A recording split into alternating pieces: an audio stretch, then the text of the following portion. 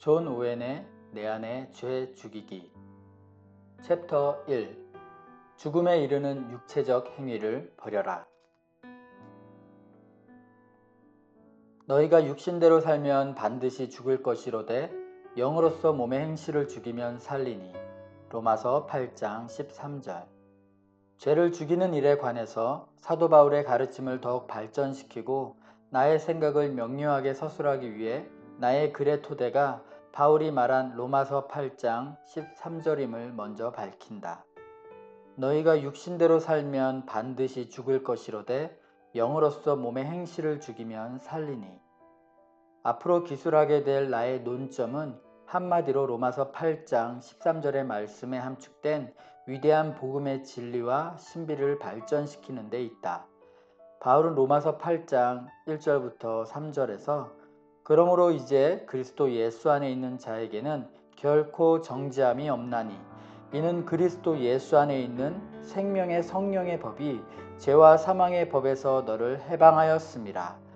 율법이 육신으로 말미암아 연약하여 할 수 없는 그것을 하나님은 하시나니 곧 죄로 말미암아 자기 아들을 죄 있는 육신의 모양으로 보내어 육신의 죄를 정하사 라고 이신 칭의의 교리와 그 은혜에 참여한 자들의 축복을 재요약해서 말한 후 같은 장에서 그것을 더욱 확대 설명하면서 성도들이 갖는 거룩함과 위로에 초점을 맞춘다. 그러면서 죄의 반대편 관점에서 거룩함을 위한 바른 동기를 이렇게 강조한다. 너희가 육신대로 살면 반드시 죽을 것이로되. 13절. 여기에서 육신대로 살면 이라는 말과 죽는다 라는 말은 확실히 성도가 추구해서는 안 되는 삶을 가리킨다. 그리고 그 의미는 13절 후반절의 말씀과 관련해서 이해해야 한다. 이 책의 기초가 되는 13절 후반부를 분석해 보면 첫째, 우리가 행해야 할 의무에 대해서 먼저 말한다. 즉, 몸의 행실을 죽이는 일이다. 그리고 둘째로 그러한 의무를 수행하는 사람의 자격 조건을 언급한다. 구체적으로 여기서는 너희들이다. 셋째로 이 구절은 그 의무를 수행할 때 어떤 약속이 따르는지를 보여준다. 한마디로 그렇게 되면 산다는 약속이다. 넷째로 이 의무 수행의 원천과 수단은 성령이라고 말한다. 그래서 영으로서 라는 말을 언급한다. 다섯째로 이 후반부에서 제시되는 명제는 모두 조건부라는 점이다. 만약 한다면. 그러므로 우리는 이 조건적 명제의 특성을 좀 더 심층적으로 살펴볼 필요가 있다. 그러나 만약 13절 후반절에서 조건부로 제시된 명제에서 첫 번째로 등장하는 말은 그러나 만약이라는 문구이다. 일반적으로 조건부 명제에서 나오는 조건은 다음 두 가지 의미를 갖는다. 첫째, 약속의 조건으로 제시된 의무를 수행하는 당사자의 입장에서 볼 때 그 의무를 수행하여 약속을 받는 일은 매우 불확실하다. 그가 약속을 받기 위해서는 의무 조항을 절대적으로 충족시켜야 하는데 실상 그에게는 그런 의무 충족을 확실히 보상해 줄 수 있는 원천이나 힘이 없기 때문이다. 그래서 일반적으로 사람들은 우리가 살면 그런 일을 하게 될 것이다 라는 식으로 중립적으로 말한다. 하지만 로마서 8장 13절에서 제시된 조건적 표현은 다르다. 이미 로마서 8장 1절에서 바울은 13절의 의무를 수행하는 사람들을 가리켜 더 이상 정죄함이 없는 사람들이라고 묘사했다. 그러므로 이들은 확실히 그 의무를 충족시켜 약속을 성취하는 사람들이다. 둘째, 일반적으로 조건으로 제시된 의무와 약속 사이에는 논리적인 응집력이 있어서 서로 어떤 연관성을 갖고 있다. 가령 우리는 병자에게 당신이 이 약을 먹는다면 또는 이런 치료 방법을 사용한다면 병이 낫게 될 것입니다 라고 말한다. 여기서 이 말의 함축적 의미는 약이나 치료 방법과 건강 사이에 확실히 연관성이 있다는 점이다. 마찬가지로 본문의 구절에서도 그와 같은 확실한 연관성을 제시하고 있다. 다시 말해 몸의 행실을 죽이는 의무와 산다는 약속 사이에 확실한 관계가 존재한다는 것이다. 하지만 죄를 죽이는 것과 사는 것 사이의 관계는 원인과 결과의 관계가 아니다. 바울은 하나님의 은사는 그리스도 예수 우리 주 안에 있는 영생이니라. 로마서 6장 23절 이라고 말하면서 영생이 하나님의 선물임을 강조하고 있다. 결국 여기서의 관계는 수단과 목적의 관계이다. 하나님은 약속하신 자신의 목적을 이루기 위해 그 수단을 미리 정해두신 것이다. 수단은 필수적 요소이지만 결국 그것은 약속을 성취하기 위한 종속물에 지나지 않는다. 만약 하나님의 은사를 얻는 일이 사람의 행동에 달려 있다면 그 상관관계는 일관적이지 못하고 불확실할 것이다. 결론적으로 13절 후반부의 조건적 명제에서 제시하는 바는 죄를 죽이는 것과 영생 사이에는 절대적으로 확실한 연관관계가 있다는 사실이다. 그러므로 당신이 이런 수단을 사용한다면 그 목적을 선물로 얻게 된다. 다시 말해 죄를 죽이면 당신은 살게 된다. 13절에 제시된 의무에는 바로 이런 동기와 효력이 내포되어 있다. 너희가 그 다음으로 이 조건적 명제에서 우리의 시선을 끄는 점은 그 의무를 수행해야 하는 당사자들이다. 여기서 바울이 말한 당사자들은 너희가 죽이면 이라는 말에서 알 수 있듯이 성도들을 가르친다. 좀 더 구체적으로 말한다면 더 이상 정죄함이 없는 사람들로서 육신에 있지 않고 영에 있는 그리스도의 영에 의해 살려진 사람들이다. 바울은 이와 같은 사람들에게 의무를 규정한 것이다. 만약 이 의무를 성도가 아닌 다른 사람들이 억지로 수행한다면 그 결과는 이 세상에 만연한 미신과 자기 의로 귀착될 것이다. 즉 복음을 외면한 채 경건해지려는 사람들의 인간적인 업적으로 끝나고 말 것이다.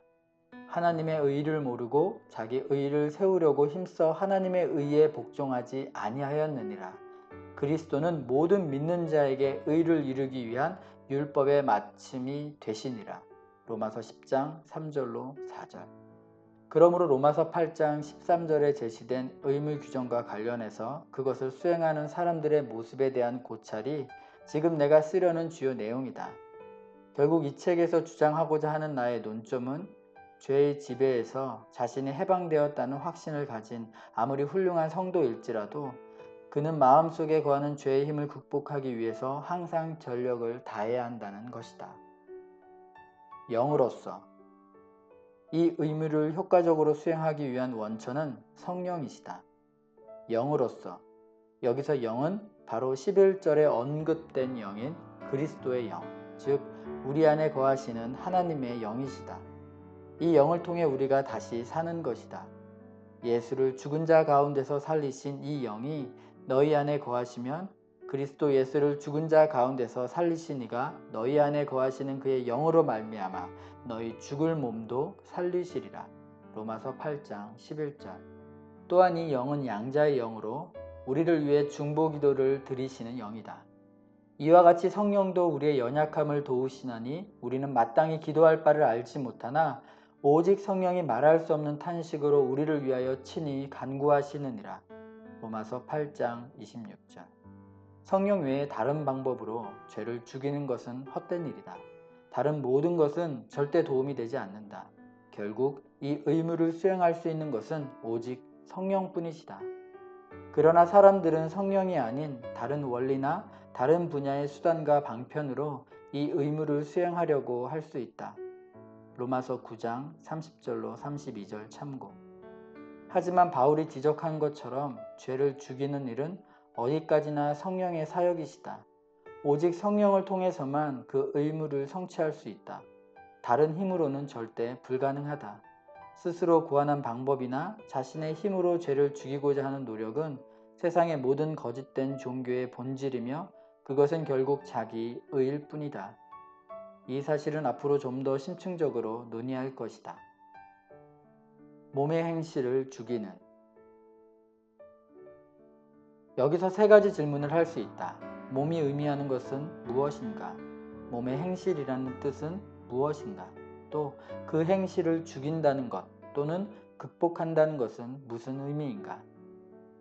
첫째, 13절 하반부에 나오는 몸이라는 단어는 상반부에 있는 육신이라는 말과 동의어이다. 너희가 육신대로 살면 반드시 죽을 것이로되 영으로서 몸의 행실, 즉 육신의 행실을 죽이면 살리니.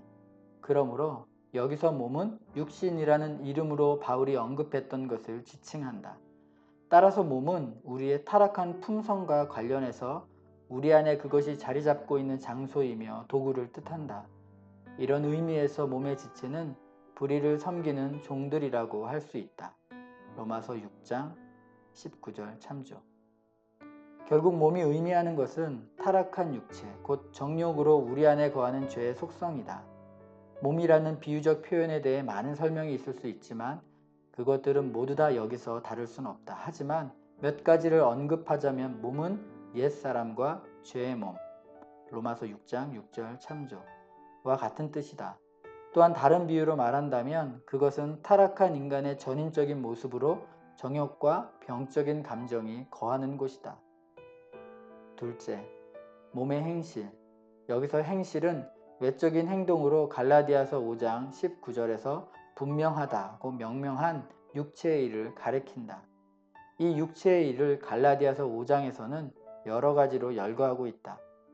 육체의 일은 분명하니 곧 음행과 더러운 것과 호색과 우상숭배와 주술과 원수 맺는 것과 분쟁과 시기와 분냄과 당 짓는 것과 분열함과 이단과 투기와 술취함과 방탕함과 또 그와 같은 것들이라.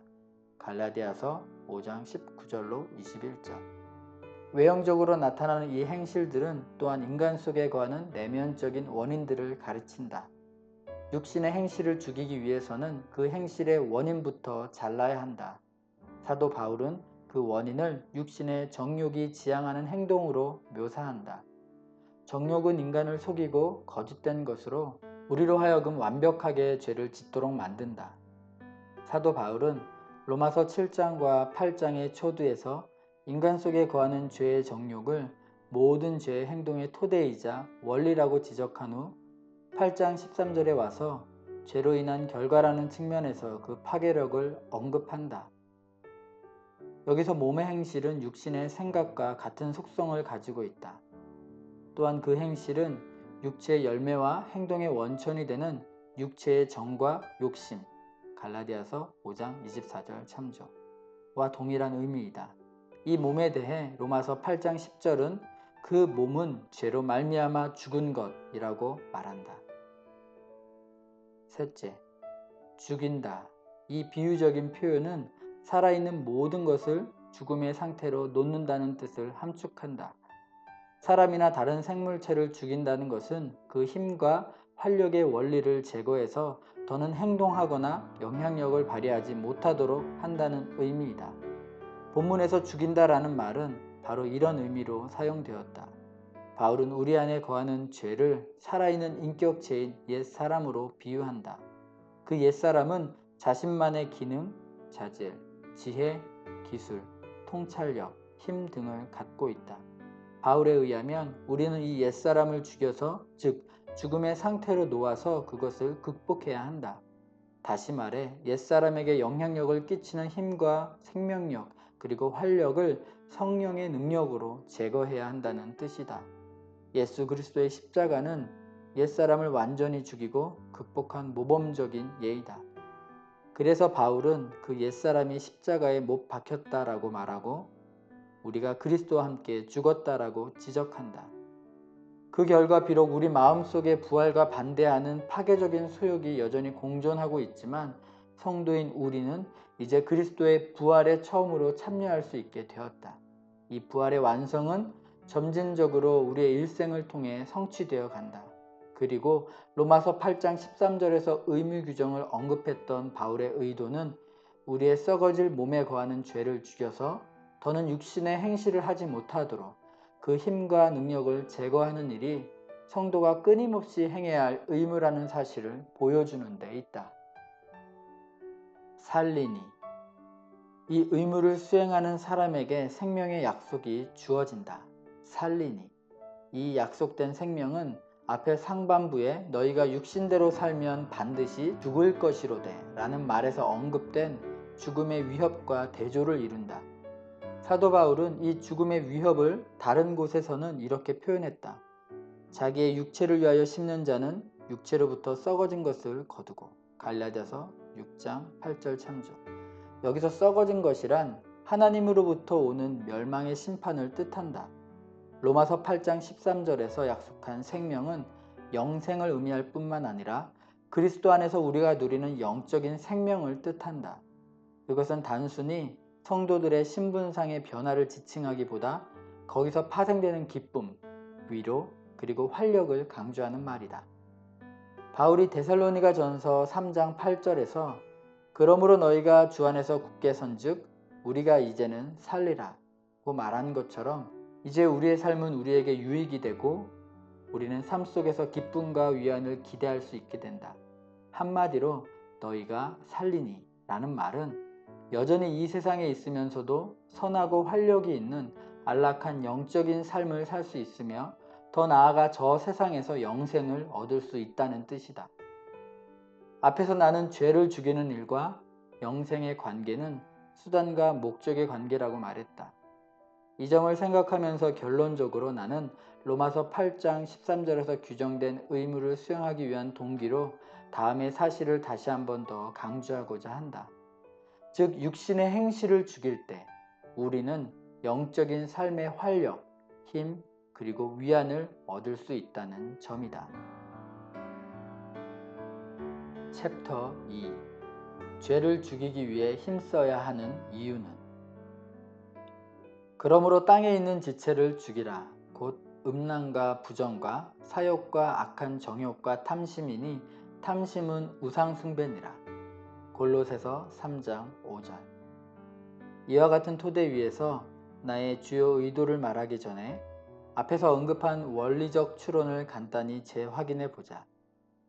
첫째, 죄의 지배에서 해방되었다고 확신하는 아무리 훌륭한 성도일지라도 항상 자신 안에 거하는 죄의 힘을 죽이기 위해 전력을 다해야 한다. 이런 맥락에서 바울은 그러므로 땅에 있는 지체를 죽이라. 곧 음란과 부정과 사욕과 악한 정욕과 탐심이니 탐심은 우상 숭배니라. 골로새서 3장 5절 참조 라고 말한다. 그렇다면 여기서 이 편지의 수신자는 누구인가? 바로 그리스도와 함께 다시 살리심을 받은 자, 그분과 함께 죽은 자, 그들의 생명이 그리스도이시며 그분과 함께 영광 중에 나타날 사람들이다. 죄를 죽여라. 실로 죄를 죽이기 위해 매일 노력하라. 그리고 항상 살아있는 동안 죄를 이기는 삶을 목표로 삼아라. 하루라도 이 일을 중단하지 마라. 죄를 계속 죽이지 않는다면 죄가 당신을 죽일 것이다. 그리스도와 함께 죽어서 그분을 통해 새 생명을 얻은 당신은 더 이상 이 의무를 회피해서는 안 된다. 예수님은 자기에게 거하는, 즉 열매 맺는 가지들을 농부이신 하나님께서 어떻게 가꾸시는지를 이렇게 말씀하신다. 무릇 열매 맺는 가지는 더 열매를 맺게 하려 하여 그것을 깨끗하게 하시느니라. 요한복음 15장 2절. 가지를 치시는 하나님의 일은 하루 이틀에 끝나는 일이 아니다. 그 일은 우리가 이 세상에 가지로 있는 동안 계속될 일이다. 그래서 사도 바울은 자신에 대해 이렇게 고백한다. 내가 내 몸을 쳐 복종하게 함은 내가 남에게 전파한 후에 자기가 도리어 버림을 당할까 두려워함이로다. 고린도전서 9장 27절. 바울의 말은 사실상 나는 그와 같은 일을 매일 한다는 뜻이다. 즉 그것이 자신의 일이기에 하루도 거르지 않고 한다는 의미이다. 빚, 계시, 즐거움, 특권, 위안과 관련해서 일반 성도들보다 비교할 수 없을 정도로 엄청난 은혜를 받은 바울도 그런 일을 매일 한다고 한다면 우리가 이 세상에서 살면서 어떻게 그런 의무와 일들을 회피할 수 있겠는가?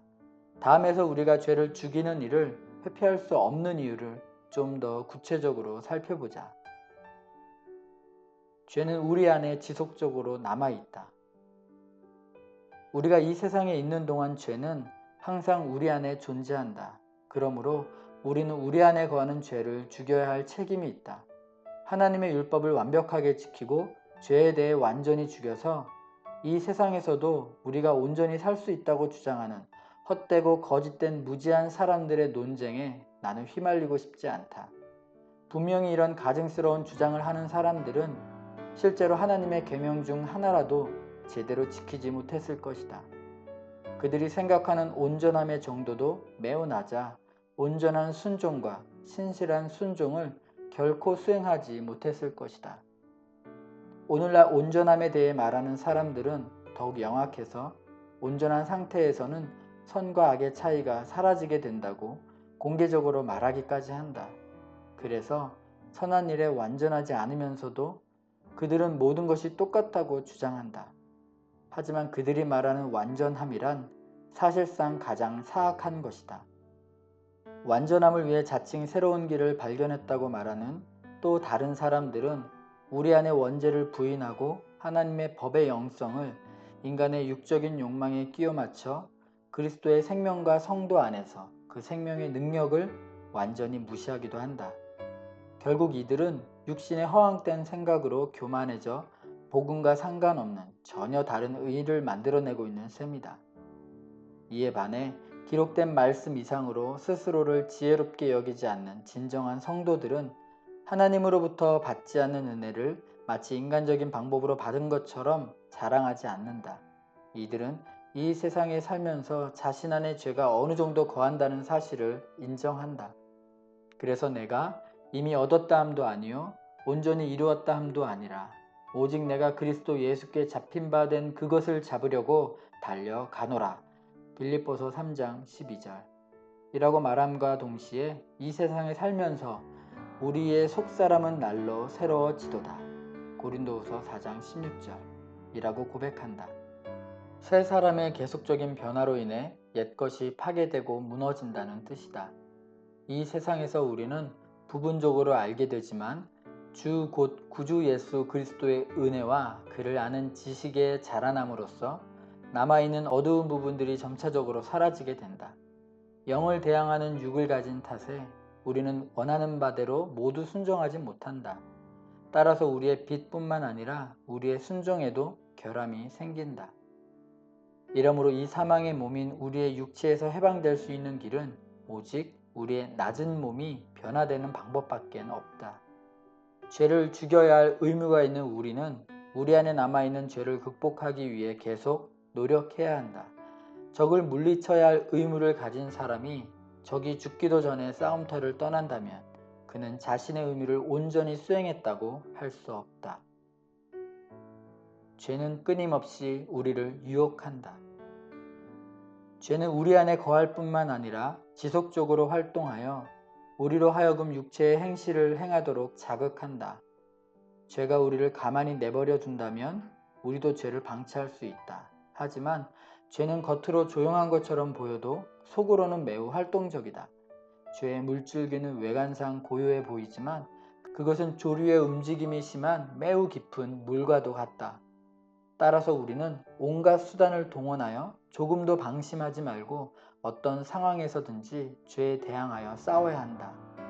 또 죄는 우리 안에 거할 뿐만 아니라 지체 안에 있는 죄의 법을 통해 우리의 마음의 법과 싸우기도 한다. 그래서 육체의 소욕이 성령을 거스르게 된다. 욕심은 우리를 속이고 유혹하는 죄이다. 욕심은 도덕적으로 항상 선한 것을 방해하고 악한 행동을 유도하며 우리의 영으로 하여금 하나님과 교제한 일을 가로막는다. 그것이 추구하는 목표는 악이다. 즉 사도 바울이 내가 원하는 바 선은 행하지 아니하고 도리어 원하지 아니하는 바 악을 행하는도다 라고 말했을 때 언급한 바로 그 악이다. 그렇다면 왜 이와 같은 일이 계속 일어나는 것일까? 그 이유는 내 안에, 즉 내 육체 안에 선한 것이 거하지 않기 때문이다. 구체적으로 말해서 죄가 선한 것, 즉 내가 원하는 선을 하지 못하도록 방해하기 때문이다. 바로 이런 이유 때문에 나는 마땅히 해야 할 선을 행하지 못하게 되고 나의 거룩함은 오히려 죄로 오염된다. 육체의 소욕은 성령을 거스르고 성령은 육체를 거스르나니 이 둘이 서로 대적함으로 너희가 원하는 것을 하지 못하게 하려 함이니라. 갈라디아서 5장 17절. 우리의 영을 말살시키려는 이런 육체의 소욕을 성경은 얽매이기 쉬운 죄라고 명명한다. 사도 바울이 로마서 7장에서 말한 고뇌는 바로 이와 같은 죄 때문이다. 결론적으로 말해 죄는 항상 우리 안에서 활동하며 항상 우리를 속이고 유혹한다. 우리는 항상 하나님의 일을 하기 때문에 우리 안에 거하는 죄는 힘을 발휘하지 못한다고 누가 감히 말할 수 있겠는가? 죄는 우리가 사는 동안 우리의 행동을 오염시키려고 발악한다. 그러므로 우리 안에서 항상 활동하는 죄를 죽이려고 노력하지 않는다면 우리는 패배할 수밖에 없다. 가만히 서서 아무런 저항 없이 적의 공격을 계속적으로 허용한다면 그 사람은 당연히 패배할 수밖에 없지 않은가. 죄는 교묘하고 강력하여 고삐를 늦추지 않고 호시탐탐 우리의 영혼을 죽이기 위해 기회를 엿본다. 이와 같은 상황에서 우리가 게으르고 태만하여 어리석은 파멸의 길로 걸어간다면 안락한 승리의 삶은 기대할 수 없다. 우리의 날은 항상 죄가 이기든지 아니면 죄를 죽이든지 양자 선택의 기로에 서 있다.